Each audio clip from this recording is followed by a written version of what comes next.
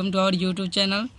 दोस्तों, आज मैं लघु गणक के एक फार्मूला के बारे में बताऊंगा। ठीक है, लघु गणक में मान याद करना बहुत ही कठिन होता है। ठीक है, इसीलिए यह एक विधि बताता हूं जिससे आप log 11 से लेकर जितना चाहें यानी कि अनंत तक आप चाहें तो इसका मान ज्ञात आप लोग कर सकते हैं। ठीक है, अगर सपोज मान के चलते हैं log 30, log 20, 25 या कुछ भी 20, 25, 27, 26, 36, 35 या आप कुछ भी जिसका भी मान आप लोग चाहें निकाल सकते हैं।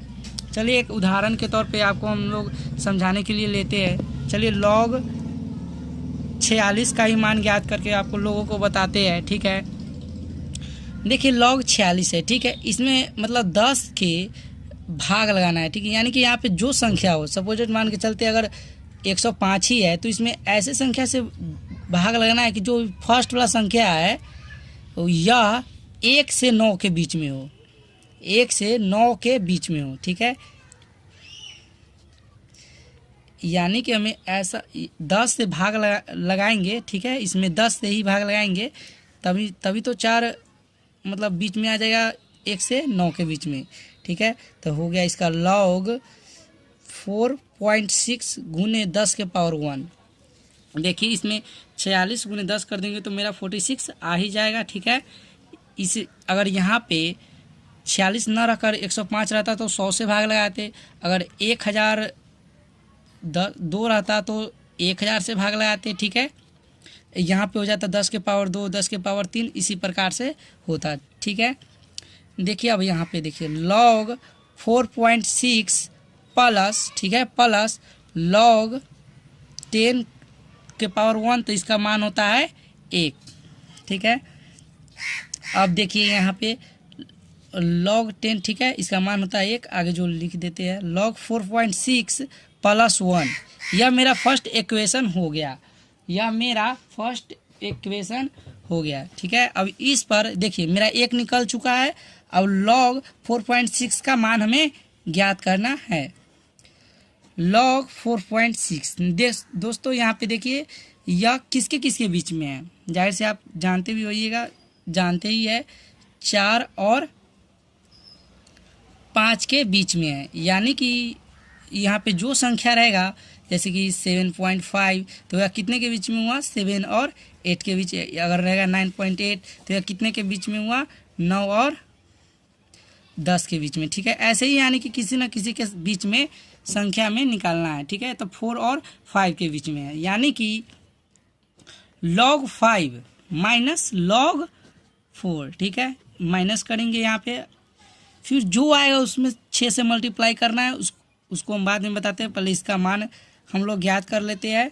देखिए log 5 यानी कि 0.6989 माइनस log 4 का मान होता है 0.6020। ठीक है, अब इसको हम घटा लेते हैं 0.0969। देखिए यहाँ पे हम लोग दशमलव के बाद 2 ही संख्या लेंगे। ठीक है, 2 संख्या लेंगे, मगर यहाँ पे ध्यान दीजिएगा आप लोग, यह जो संख्या है यह 5 से बड़ा है। ठीक है, यह 5 से बड़ा है। तो देखिए अगर 5 और मतलब 5 से बड़ा होता है तो इसमें एक बढ़ा देते हैं।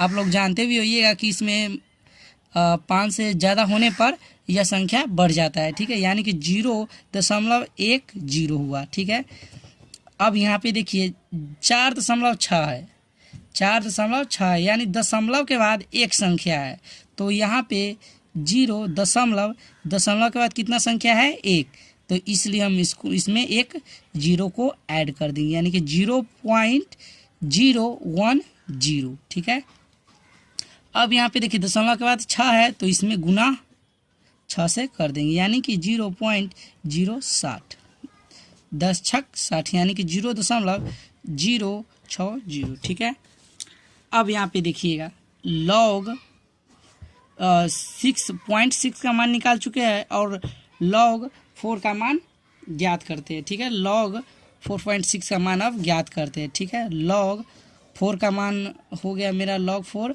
Plus log 0.6। यह मेरा 0.6 का मान ज्ञात हो गया है। तो log 4 का मान होता है 0.6020 प्लस 0.060, मेरा 0.6 का मान है। ठीक है, अब यहाँ पे ऐड करते हैं 0.6620। ठीक है, अब यहाँ पे ध्यान दीजिएगा log 4.6 का मान यहाँ मतलब हम सबको पता हो चुका है। ठीक है, अब हमको निकालना था log 46 का। ठीक है, तो इक्वेशन फर्स्ट से जो यहाँ पे है, देखिए जो यह मेरा इक्वेशन जो प्राप्त हुआ था, इस पर हम सब बैठाएंगे, यानी कि log 4.6 प्लस 1। log 4.6 का मान यहाँ पे लिखते हैं 0.662। ठीक है, देखिए दशमलव का 0 का कोई वैल्यू नहीं होता, इसलिए छोड़ देंगे। अब प्लस 1 यानी कि 1.662, यह मेरा log 46 का मान है। ठीक है, log 46 का मान है। ठीक है दोस्तों, उम्मीद है कि आप लोग 2 अंक वाला संख्या समझ चुके होंगे। आप लोगों को अगले वीडियो जो 3 अंक या 4 अंक का होगा, वो आप लोग देखकर उसे भी समझकर बिल्कुल इसी प्रकार से होता है। सिर्फ उसमें आपको करना है यह है कि यहाँ देखिएगा, दशमलव के बाद मेरा एक संख्या था। ठीक है, दशमलव के बाद एक संख्या था, इसलिए 1 0 बैठाया है, और वहाँ पे 2 होगा तो 2 संख्या बैठाएंगे, और 2 मतलब 3 संख्या हो गया तो उसमें हमें 100 से भाग लगाना है। ठीक है, देखिए 10 मतलब 2 अंक की संख्या है तो उसमें 10 से, 3 अंक का है तो उसमें 100 से। ठीक है, और अगर 4 अंक का होगा तो उसमें 1000 से। ठीक है, और उसी प्रकार से दशमलव के बाद संख्या देखकर इसमें 0 बैठा देंगे। चलिए ठीक है, नमस्कार।